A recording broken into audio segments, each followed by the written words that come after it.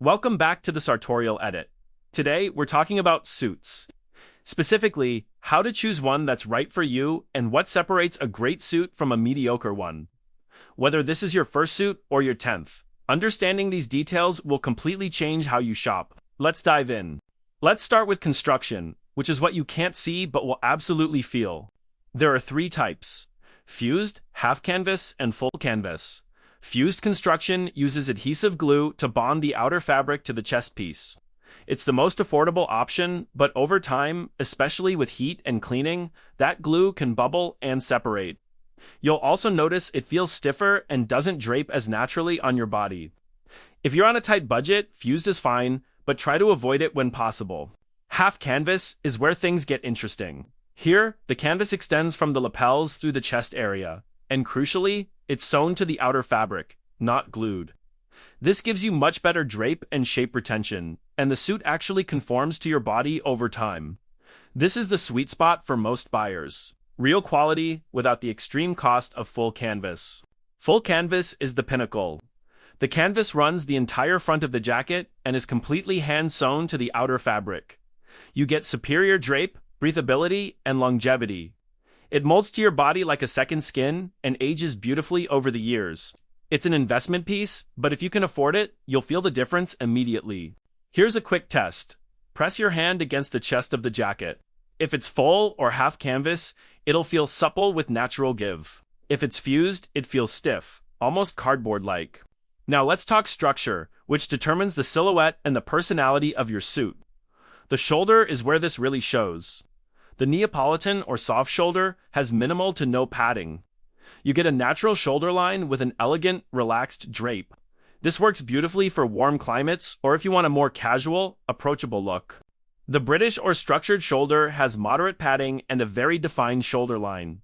This is your classic power look. It creates that strong V-shaped silhouette if you're in traditional business environments or formal occasions. This is your go-to. Then there's the Italian shoulder, which sits somewhere in between. It has subtle padding with a soft roping on the sleeve head. It's balanced, formal enough for business, but relaxed enough to not feel stuffy. Your choice here should depend on your build and context. If you have broad shoulders naturally, go softer. If you need presence in the boardroom or want to create more shoulder definition, structured is your friend. Let's talk about lapels, because they're one of the first things people notice and they communicate formality levels clearly. The notch lapel is the most common and the most versatile. It has a triangular indentation where the lapel meets the collar. This is your standard business suit lapel. It works for almost everything: office, interviews, weddings, as a guest. It's safe, it's classic, and it's never wrong for business contexts. Peak lapels are more formal and more assertive. The lapel points upward toward your shoulders rather than having that notch. Traditionally, you see these on double-breasted suits and tuxedos, but they're increasingly common on single-breasted suits too. They draw the eye upward and outward, which creates a broader, more powerful silhouette. If you want to make a statement or you're dressing for a formal event, peak lapels are an excellent choice. Shawl lapels are the most formal and the most distinctive. Instead of any notch or peak, the lapel rolls in one continuous curve from collar to button. You almost exclusively see these on dinner jackets and tuxedos. They're elegant, refined, and really shouldn't be worn outside of black tie or formal evening events. If you see a shawl lapel on a business suit, that's unusual and quite fashion-forward. It's not traditional. Here's the formality ranking from least to most formal: notch, then peak, then shawl. For your everyday business suit, stick with notch. For formal occasions or if you want more presence, go with peak. Reserve shawl for black tie. One more thing about lapels: width matters too. Lapel width should be proportional to your build and should roughly match the width of your tie. Very slim lapels can look dated or too trendy, while very wide lapels can overwhelm a smaller frame. Aim for somewhere between 7 and 9 centimeters at the widest point for a timeless look.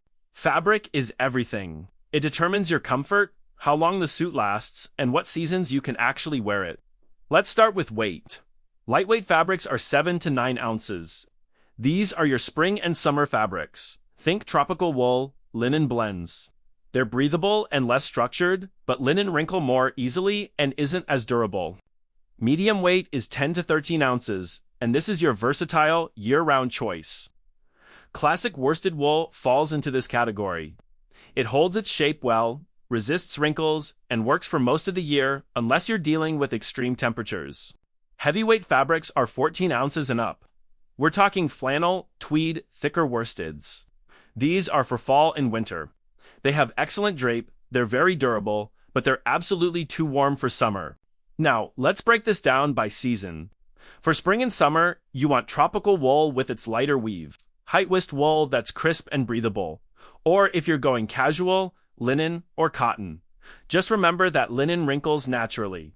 That's part of its charm, and cotton suits should really only be unlined. For fall and winter, flannel is soft and textured, tweed is rugged but more casual, and cashmere blends give you that luxury warmth.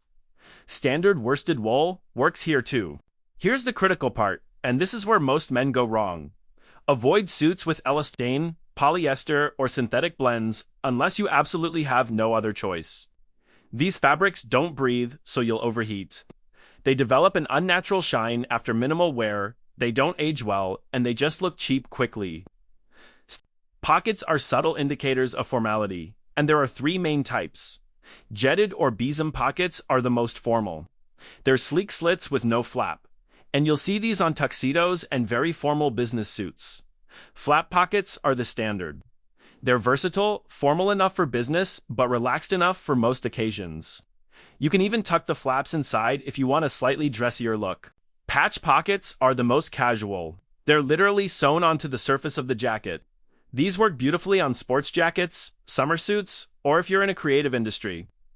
Match your pocket style to your suit's purpose. Business, go with flap or jetted. Creative, field or summer. Patch works perfectly. Lining affects your comfort dramatically, especially in heat, and there are three options. Full lining covers the entire interior of the jacket. It's traditional, adds structure and polish, but it's warmer, which can be uncomfortable if you're somewhere hot. This is best for cold climates or formal occasions. Half lining only covers the upper back and shoulders. It's much more breathable, and it's become the modern, practical choice. If you live somewhere warm or you run hot naturally, half-lined is your sweet spot. You stay comfortable without sacrificing structure. Unlined or unconstructed suits have minimal or no lining at all. Maximum breathability, very casual, soft drape. These are great for summer or casual settings, but they're not appropriate for formal business. Here's the truth. The most expensive suit that fits poorly will look worse than an affordable suit that fits perfectly. Fit is everything. Start with the shoulders. The seam should end exactly where your shoulder ends. No divots, no overhang. This is the most important fit point because it's nearly impossible to alter. If the shoulders don't fit, walk away. Next, the collar. It should hug your neck with no gap. You should see about 1 to 2 centimeters of your shirt collar above the jacket collar. If there's a gap between the collar and your neck, the jacket is either too big or cut for a different posture than yours. For the chest, when the jacket is buttoned, you should be able to slip your hand inside and it should slide smoothly without any pulling. If you see X-shaped pulling at the button, it's too tight. If the fabric bunches when it's buttoned, it's too loose. The waist should fit comfortably when buttoned with minimal pulling. A good rule of thumb is you should be able to fit 2 fingers between the button and your body. The jacket should suppress at the waist, but not strangle you. Jacket length follows this traditional rule. The jacket should cover your seat. Another way to check is to stand naturally and let your arms hang. The jacket hem should reach about where your fingers curl. Modern cuts trend slightly shorter, and that's personal preference, but avoid extremes in either direction. Sleeve length is crucial. The jacket sleeve should end at your wrist bone, and you should show about 1 to 2 centimeters of shirt cuff below it. The sleeve should also follow the natural hang of your arm. This is called sleeve pitch. Now, for trousers. High rise sits at your natural waist, around belly button level. This is the most flattering option because it elongates your legs, and it's better for dress occasions. Medium rise sits just below the natural waist. It's more contemporary, very wearable, and gives you a good balance of comfort and proportion. Avoid low rise for suits. It's casual, unflattering with suit jackets, and disrupts the proportion between the jacket and trousers. For the trouser break, a slight quarter break is the most versatile.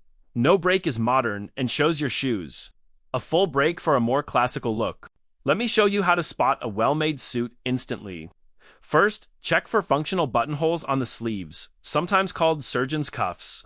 These are working buttons that actually unbutton. This is a sign of quality because it requires hand finishing. And it also allows for sleeve alterations if they haven't already been adjusted. Look for Milanese buttonholes on the front of the jacket. These are hand-stitched buttonholes with distinctive thread work, often in contrasting thread. They're time-intensive to make, so they're a real quality indicator. Pattern matching is huge. If the suit has stripes or checks, they should align perfectly at the seams, especially at the lapel roll, pockets, and shoulder seams. Poor pattern matching means rushed manufacturing. Finally, feel the fabric. It should feel soft yet substantial. It shouldn't feel papery, overly slick, or synthetic. Good wool breathes and has a natural texture. Choosing the right suit isn't about chasing the most expensive option. It's about understanding what quality looks like and what works for your lifestyle. Invest in proper construction, choose natural fabrics appropriate for your climate, and pay attention to fit above all else. Do that, and you'll have a suit that serves you beautifully for years. If you found this helpful, let me know in the comments which aspect you'd like me to dive deeper into. Don't forget to subscribe to the Sartorial Edit for more content on dressing well with purpose. Until next time, dress sharp, feel confident.